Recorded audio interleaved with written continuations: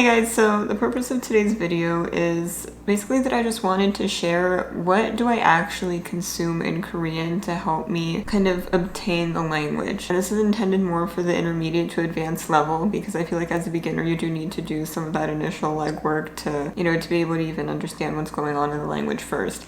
But then once you've reached the point where you're kind of past the studying and more just trying to pick up on things and sound more natural, I'll give you an idea of what I've consumed to do that and some of my absolute favorites, and this is all YouTube. I know a lot of people use K-dramas and stuff like that, but I have commitment issues and I don't tend to very frequently commit to like watching a whole TV show, even though K-dramas are typically one season long. That's not my favorite method for learning. If I want to, pick up on like very daily life conversation, I'll usually do that through shorter YouTube videos that are very kind of more in a down-to-earth daily life type of format. And so favorite number one, prank videos. I'm sure a lot of you have seen some of these pop up in your feed and maybe have watched a few of them yourself, but what I absolutely love about Korean pranks is that a pretty common style I see is a very conversational one where people will go out and, sit at a table and have these ridiculous conversations and, the people sitting next to them will be laughing. So like there's a type where it's, more physical pranks, and then there's a type which is more conversational pranks, and I tend to focus more on the conversational ones because obviously that's how you pick up on the language more, right? And I think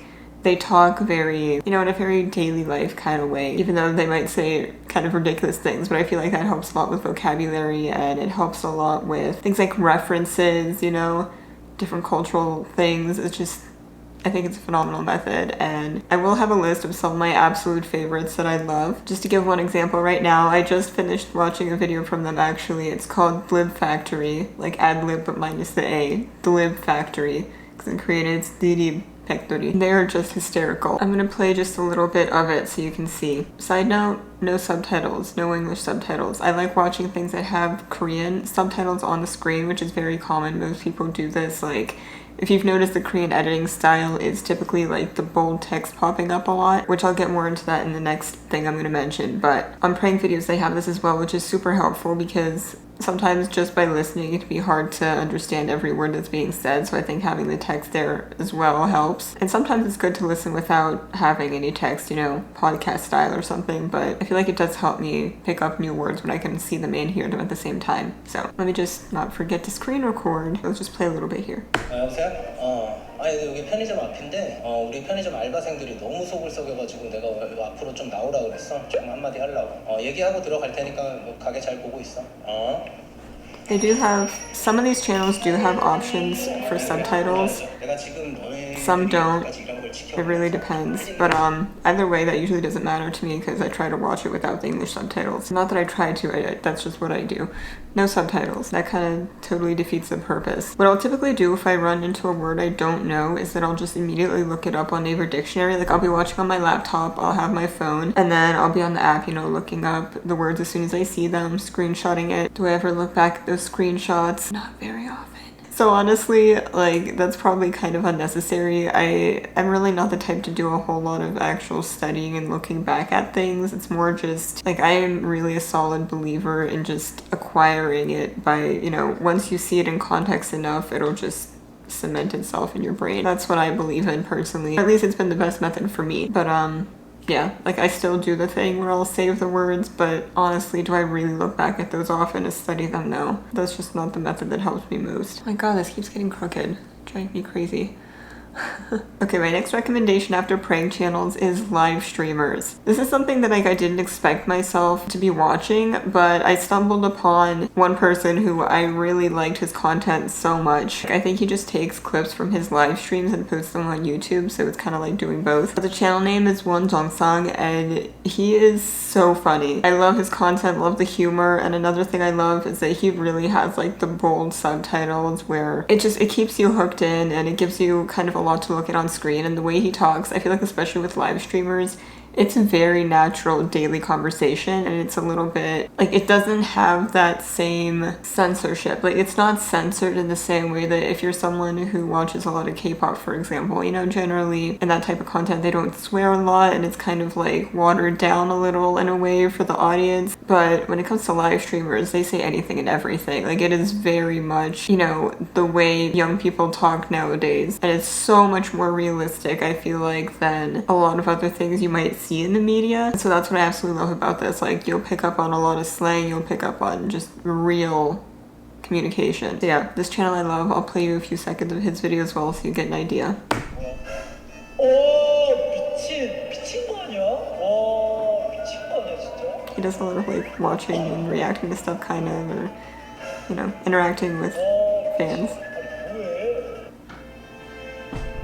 I'm gonna skip past that for a second just to... 남자들이 왜 빨리 죽는 이유에 대해서 조금 알아보는 그런 컨텐츠 할 거긴 한데 남자들이 진짜 빨리 죽는 이유들이 있어요. 진짜 근데 실제로 여러분 남자가 더 빨리 죽는 거 아세요? Okay. I'm gonna stop there. But yeah, he doesn't even have subtitles as an option at all, so I like that, you know, even if I wanted to. Nope, gotta focus and pay attention. Okay, final video type I'm gonna bring up today is, you've probably seen those Koreans react to so-and-so on YouTube, right? So that's another common one that I would use. A channel that I watched a lot is called Peach. And not just that one, I've definitely seen a lot of kind of crossover of a lot of the same people featuring on these different sort of reaction channels. And you know the channels where they bring people on to talk about cross-cultural type of stuff, just that type of content I really enjoy as well. And I feel like what's nice about these reaction videos is that you can really see how people talk about basically the same things that we're watching. You know, when you see something viral or trendy, you get to hear like the realistic day-to-day conversation and reactions to like the same things we're looking at. So it's just, I feel like it's really helpful in terms of learning how to express yourself about, you know, common internet trends and things like that. So let me once again just play the beginning of this video as an example.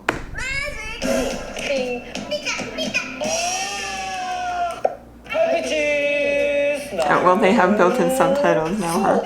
I don't think they always had built-in subtitles, but... yeah. You get the idea. I think they have Korean... Do they have Korean subtitles? Yeah, oh my god, they have a lot of subtitles actually. I had no idea. That is very impressive. Okay, wow, that's actually amazing. And Korean is not one of them. It's auto-generated. Well, anyway, in these types of situations, if there just are English subtitles, I try not to look at them and I just listen to the words they're saying, which can be a little hard to do because I feel like we automatically process if we see the words we understand. But I feel like if you try to just focus on the content more, like, you know, the actual videos being shown and listen to what they're saying instead of reading, then still as good a resource as any. But yeah, I'm not sure if they've always had that. I feel like I remember them eventually implementing it, maybe once they realized that they were getting like a really big international audience. That's probably the reason for all these subtitles too, and different language options. But yeah, whatever works for you. Here's some of my favorite ideas, and let me know if you'd like to see any more of like me actually doing this in action, and you know, what does it actually look like when I study this stuff, or more recommendations, because I can certainly keep going. I think I've discovered plenty of content over the years that I could talk about. So yeah, alrighty, thank you guys so much for watching. If you'd like to check out any of my other links, leave me in the description box down below, and I will see you guys in my next video. Bye everyone.